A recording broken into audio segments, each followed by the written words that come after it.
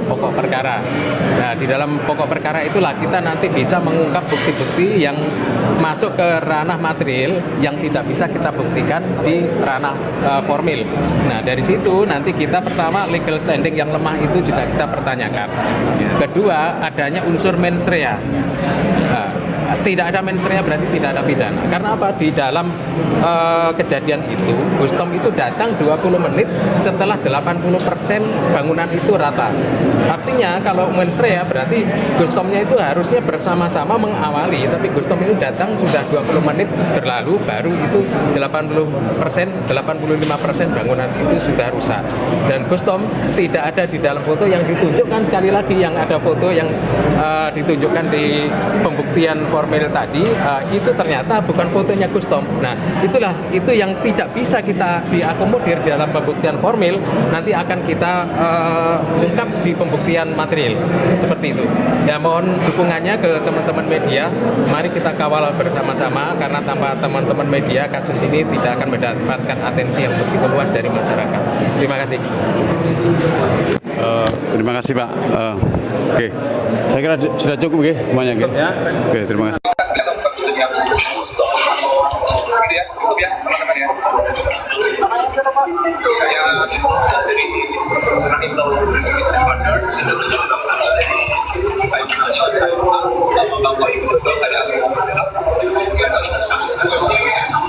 seperti itu ya. Cukup sekali lagi mungkin nambah sedikit karena juga hakim juga mempertimbangkan prosedur penangkapan, di mana kami menilai peradilan ini ada satu hal yang tidak dijalankan, yaitu tentang perintah atau memberikan surat perintah penangkapan terhadap tersangka maupun tembusannya kepada keluarga. Nah, menurut saksi ahli, harusnya bagi siapa yang tidak memberikan surat penangkapan terhadap tersangka maupun terhadap tembusan kepada keluarga, maka harus itu merupakan tindakan semena-mena tidak diperkenankan. Maka harus pihak tersangka atau keluarga bisa minta ganti rugi dan ujungnya harus dilepaskan. Itu menurut kesaksian saksi ahli yang kemarin. Hanya mementingkan itu, di samping ada kesalahan. Iya. Orang sama negerinya sendiri berkhianat kok bangga. Itu kan ternyata termasuk ini Panglima Badari ya, terbusit. Tapi hal ini kami bagaimanapun tidak mau belajar. Atas putusannya, kita akan mengoptimalkan semaksimal mungkin. Coba didonok siapa Usman bin Yahya kan gitu, kan jelas itu sudah. Bagaimana kita ketahui, Jadi pengkhianat negerinya sendiri kok bangga. secara otomatis maka kita akan melakukan lagi dalam pendampingan Gustom ini di dalam masuk pokok perkara.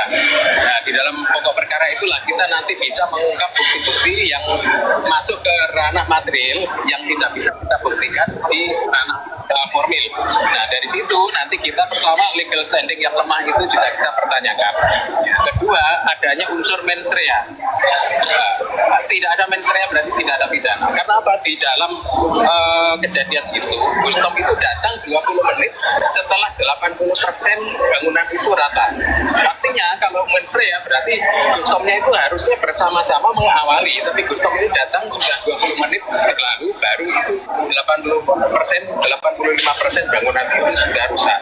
Dan Gustom tidak ada di dalam foto yang ditunjukkan, sekali lagi yang ada foto yang ditunjukkan di pembuktian formil tadi, itu ternyata bukan fotonya Gustom. Nah, itu yang tidak bisa kita diakomodir di dalam pembuktian formil, nanti akan kita ungkap di pembuktian material.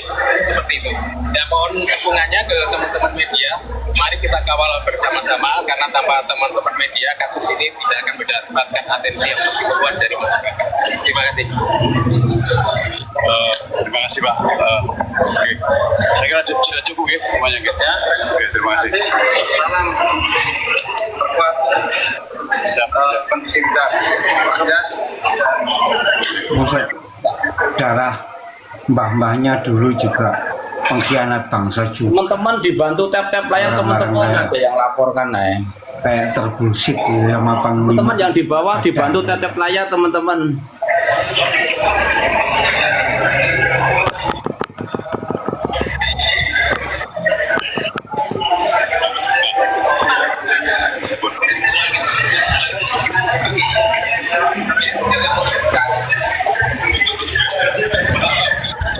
Ayo Gus, analisanya Gus. Ya ini ada Bang DZ 67 tadi mana tadi? Loh. Bang DZ 67 tadi udah naik. Turun. Assalamualaikum. Waalaikumsalam warahmatullahi wabarakatuh. Bang DZ 67. Aku nggak konkret dengar putusannya baru, makanya aduh tadi minta naik. Ini nonton di Bang Alpin tapi baru dapat kebagian 5 menit sudah putusan. Ya apa yang mau dikomentari ini host? Ya gimana perjalanan sidang gimana menurut Bang DZ? Ya itu aku belum bisa secara real ya menjelaskan apa kalau kawan-kawan minta pendapat dari saya, karena saya materinya tadi tidak mengikuti, hanya ujungnya aja host. Setelah masuk di komalnya Bang Alpian.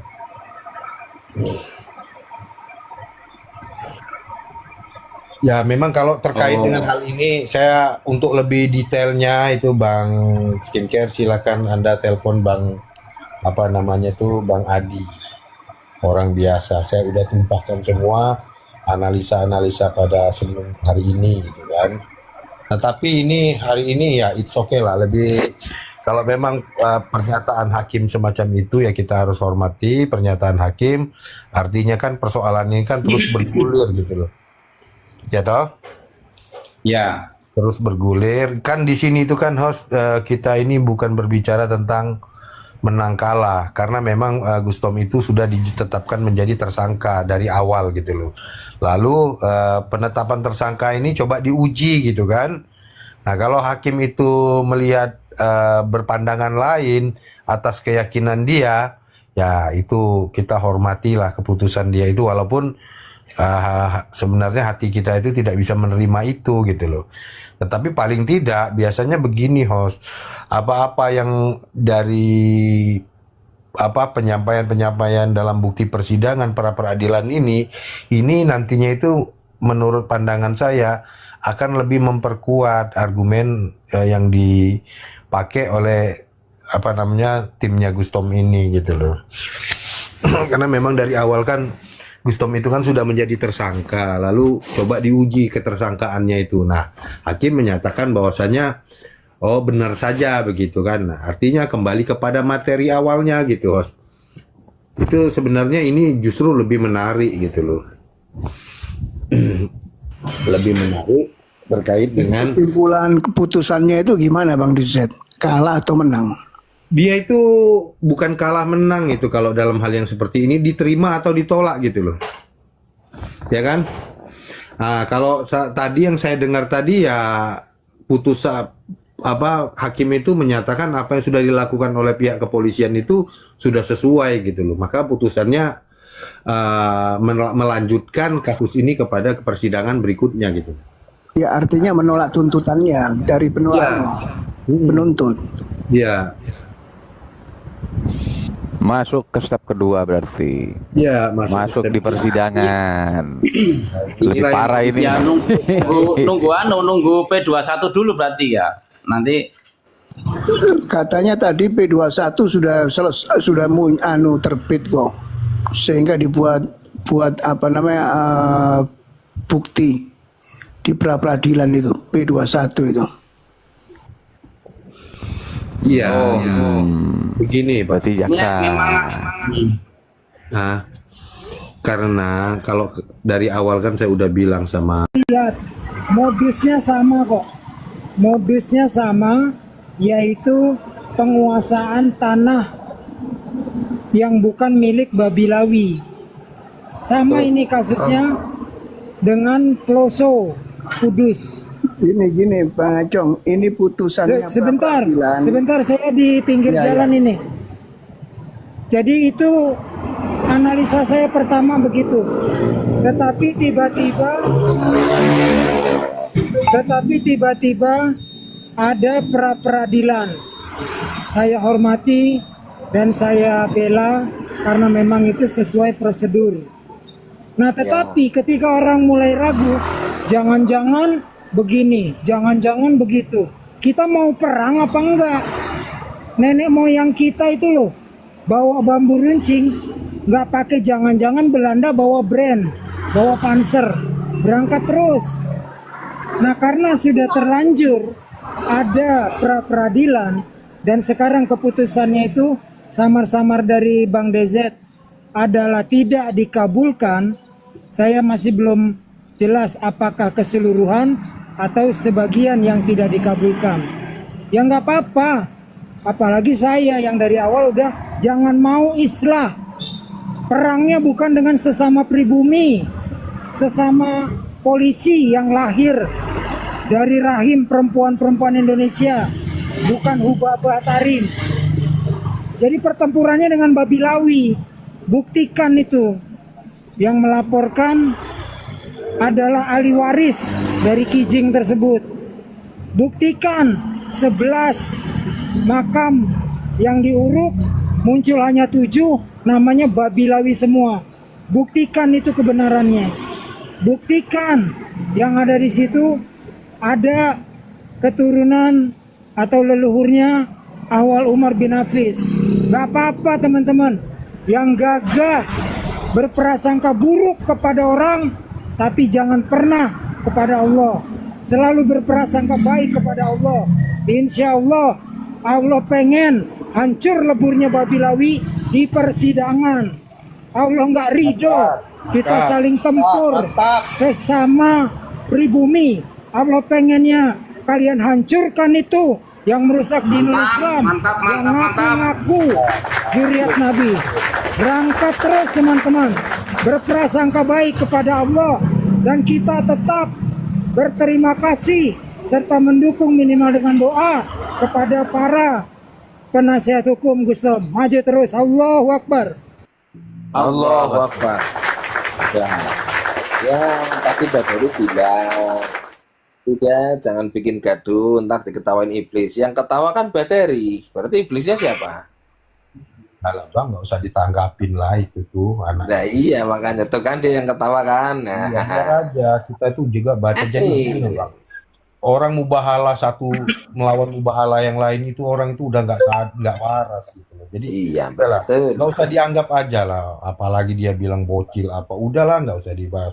Kita fokus saja kepada Apa teman-teman, ini bukan sebuah apa ya, sebuah hal yang harus membuat kita ragu-ragu untuk terus bersuara ya, tapi justru ini adalah penyemangat kita untuk terus bersuara. Kita harus lebih kuat untuk bersuara, lebih frontal lagi untuk bersuara, nggak usah takut lagi dengan hal-hal yang semacam ini gitu loh. Kita harus tetap jangan menyerah.